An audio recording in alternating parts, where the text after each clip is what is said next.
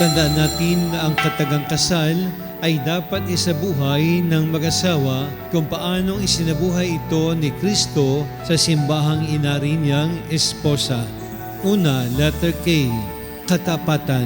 Dapat sa buhay ng mag-asawa ay matagpuan yung tinatawag na sincerity. Kaya dapat magsama ang mag-asawa sa hirap at ginhawa.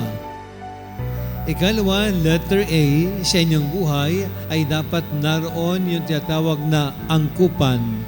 Maging ganap ang pagkakaisa, ang inyong pagmamahalan at pakibagay sa isa't isa sa bawat sandali ng inyong buhay. Kasunod, letter S, dapat sa loob ng tahanan ay naroon ng kahandaan na harapin ang mga sakripisyo, yung tinatawag na self-offering. Kasunod, letter A, akuin, akayin. Papasok doon yung element of redemptive. Ang asawa ay dapat maging tagapagtanggol ng kabiyak at tagapangalaga sa buhay nito. At sa huli, letter L, laging mapagbigay. Dapat sa buhay ng mag-asawa ay naroon yung generosity.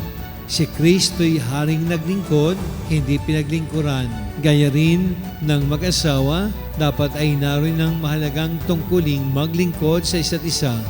Ito ang buhay may asawa.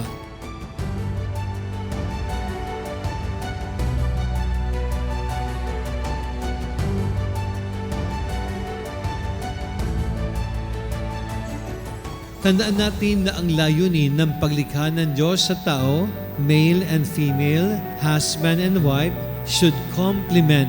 Ibig sabihin ay, ang bawat isa sa inyo ay dapat umukma, dapat ay punan each other sa inyong stewardship of God's gift.